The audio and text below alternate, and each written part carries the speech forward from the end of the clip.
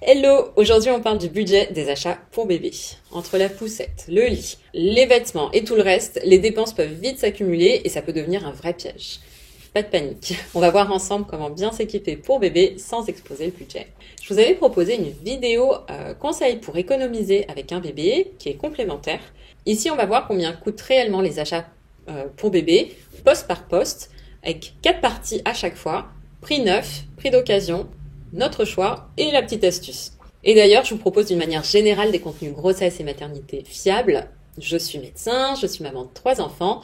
N'hésitez pas à vous abonner, ça m'encourage beaucoup à continuer. Et aussi sur Insta pour un contenu plus orienté, conseils dans mon quotidien de maman. Et en fin de vidéo, on va voir ensemble le budget total que nous avons dépensé.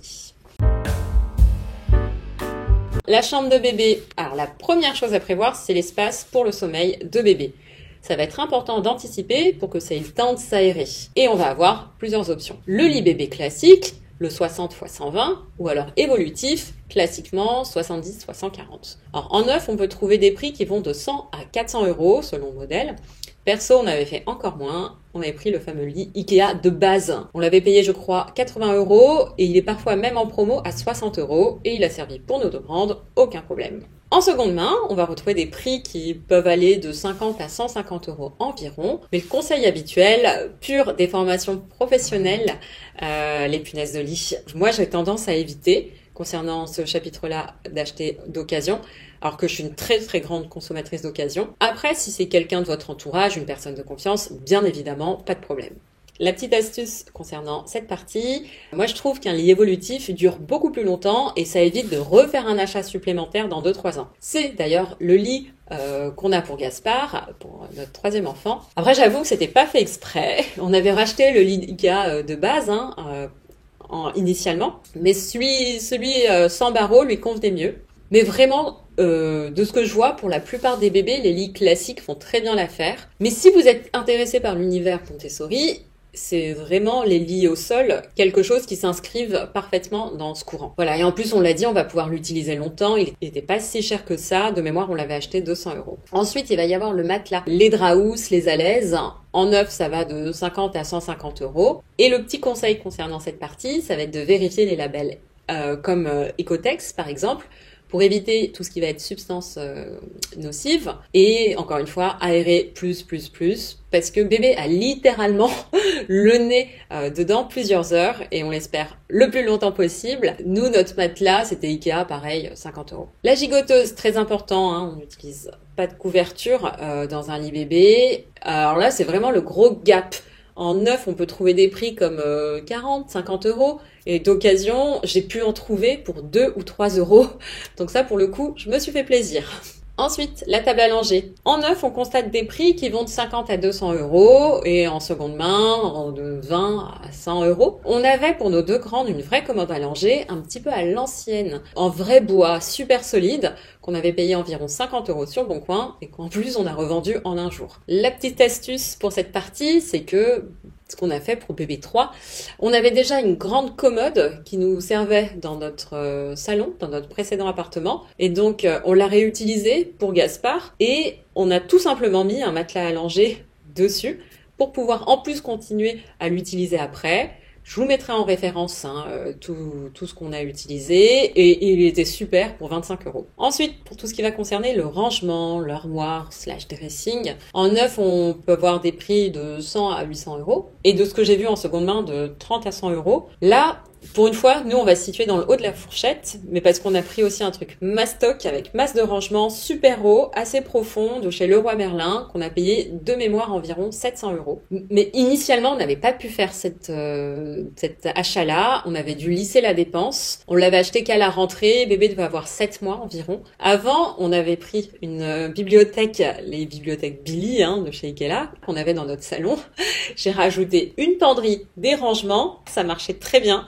Si vous voulez voir ça, je vous mets le room tour, notre premier room tour de bébé. J'étais bien enceinte de mémoire à ce moment-là. La veilleuse, perso, je trouve ça très utile, si bien que si je l'oublie en vacances, je sens carrément que ça me manque. On en a une qui coûte environ 15 ou 20 euros, je crois. Je vous mettrai aussi les références. Ensuite, on va avoir le lit parapluie. Par pitié, ne prenez pas quelque chose qui pèse 3 tonnes. Privilégiez la légèreté. Ça peut changer la vie. On en trouve, de ce que j'ai vu, entre 100 et 200 euros. Et ensuite, bien sûr, si vous en avez l'utilité, le fameux babyphone. Si vous avez une grande maison, ce qui est malheureusement pas notre cas, donc on l'utilise vraiment très peu, uniquement si on est dans notre belle famille. On l'avait acheté 50 euros environ et il fait fonction vidéo. Ensuite, catégorie déplacement. On va avoir la poussette. Alors, soit quelque chose de classique, soit un trio si c'est complété avec un cosy et une nacelle. En neuf, on peut trouver des choses qui vont de 200 à 1200 euros environ. Les trios, bien entendu, coûtent plus cher. Et en seconde main, de, 50, j'ai déjà vu des poussettes 50 euros jusqu'à 500 euros. Nous, on a pris la Yo-Yo avec le pack naissance, le pack 6 mois plus, les 2 capes de pluie, l'ombrelle, et tout ça, on l'a trouvé pour 300 euros. Alors qu'il me semble que l'équivalent dans le neuf, c'est plus de 1000 euros. Donc on était très contents de se tourner vers l'occasion. Et franchement, on peut trouver beaucoup de choses en excellent état. L'astuce, c'est d'économiser sur les accessoires. C'est ce qu'on a fait avec une chancelière qu'on a pris d'une autre marque, qui est bien moins chère et c'est complètement compatible. Le siège auto.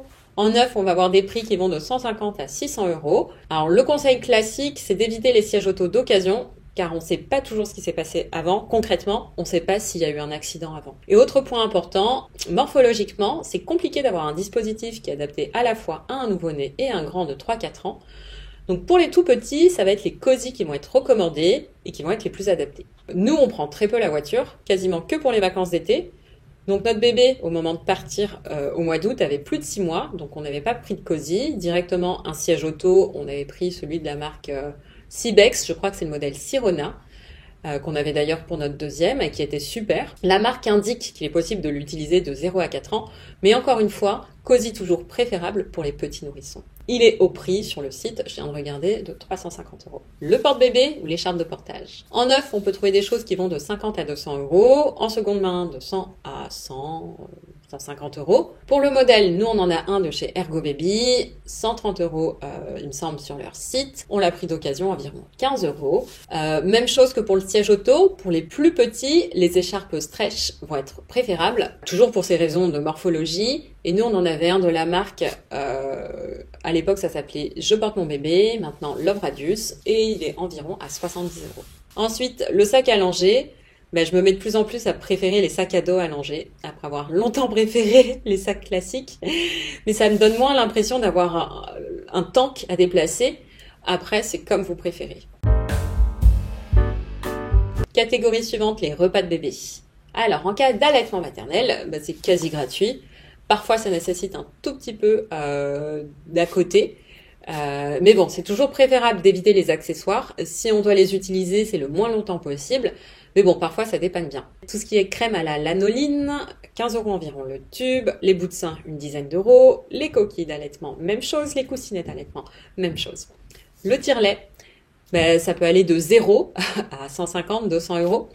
0, c'est parce que, c'est pas 0, c'est payé via les cotisations sociales, mais c'est parce que la Sécu pour les patients qui vivent en France peuvent les prendre en charge. L'astuce concernant cette partie-là, c'est de demander une ordonnance le plus tôt possible pour qu'il soit pris en charge à 100%.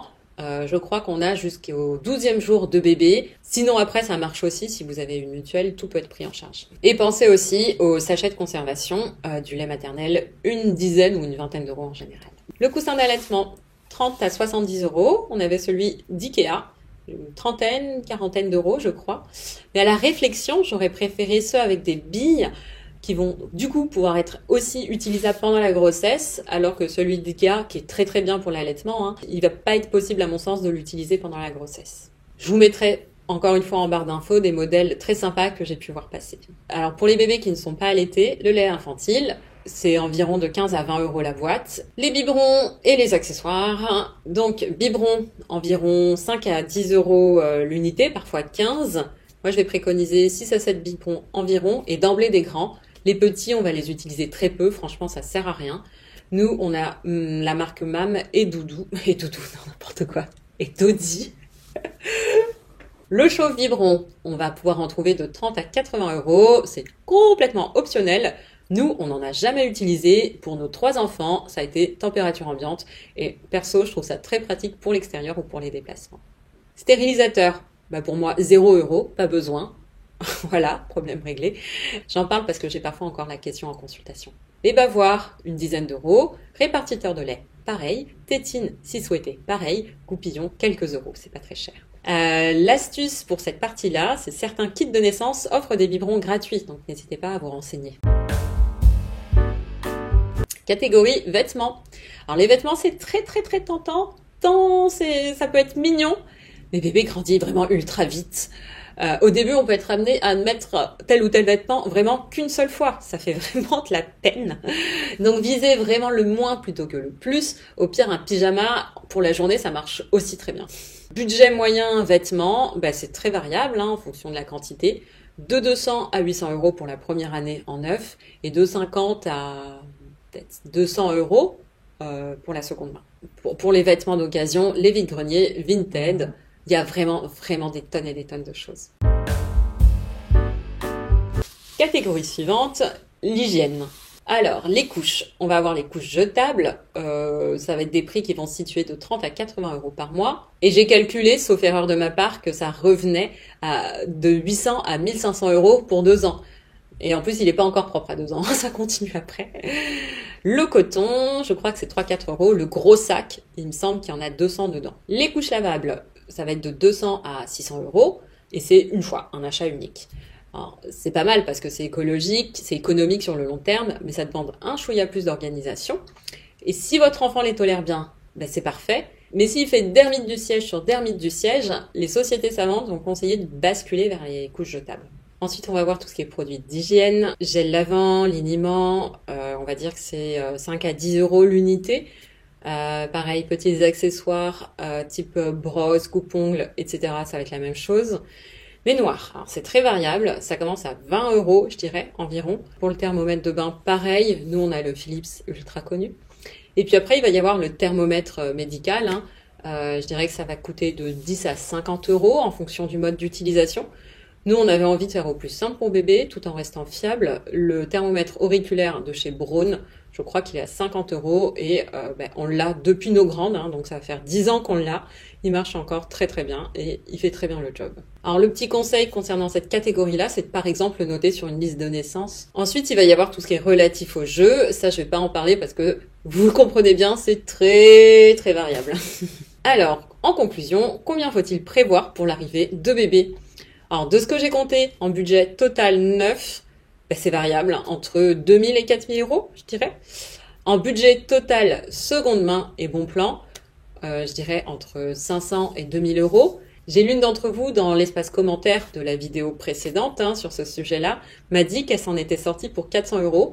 Donc comme quoi c'est complètement possible. Alors nous concernant, tout en sachant qu'on repartait quasiment à zéro, puisque on avait tout donné ou vendu après bébé 2. Il y a quand même un gros poste qu'on n'a pas eu besoin de racheter, donc j'en ai parlé, le siège auto.